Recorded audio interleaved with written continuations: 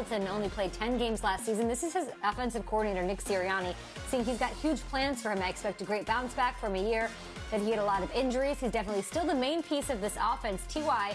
is who this pass offense runs through. Things will be schemed to him to get the football. He's our guy. He's our lead dog, our alpha dog. Hey, dogs reappeared. Love it. And if he stays healthy, the sky is the limit for him. I'm in on the Colts, guys, in a big, big way. Are we sleeping on them this season, Peter? Could Phillip Rivers and T.Y. end up being a top 5 duo in 2020? Could they? Sure. They could. And there's an advantage that Phillip Rivers has to some of these other quarterbacks who are going to new places, and that's Frank Reich was his offensive coordinator in San Diego. He's now his head coach.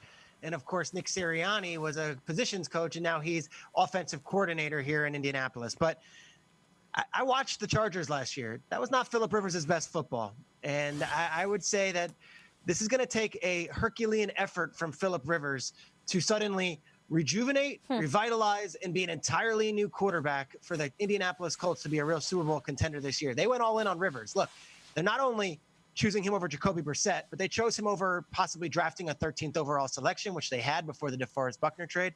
And they also paid him. Like, this wasn't one of those deals where, okay, Phillip Rivers is on the free agent market. Let's sign him for $3 or $4 million. He's making $20+ million after arguably the least impressive year of his NFL career, which was last season.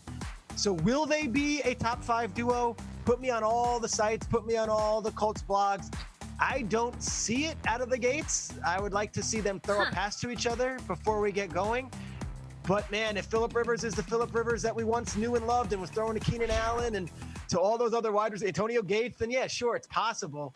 But this Rivers situation, they're all in on him. I'm wait and see on it. I hear you. And will they be a top 5 duo? I don't know. Probably almost you don't want them to be, guys. Let's not forget.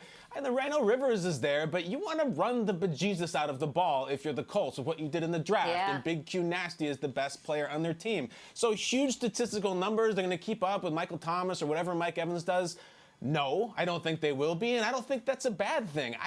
Let's not forget for a second that all they did, the rally they did behind Jacoby Brissett last year and all the positivity and optimism was never the plan. They got completely sucker punched with the biggest curveball of all time, and they still fought. That ain't happening this year. They got a guy. They have their own kind of curveballs, of course, but I will always maintain this. There are 5 coaches right now who I will not give up on, who have earned the right with what they've done, who I'm like, I don't care if they're 0-6, I still think they're going to rally to make the playoff. Belichick, Carroll, Harbaugh, Peterson, and Reich, based on what he did 2 years ago. So Phil Rivers, the experiment, it might be rocky. I believe in his head coach, and so by chance, I believe in him. I think this will work out. Top 5 stats? Probably not. But that doesn't mean they won't be in the playoffs.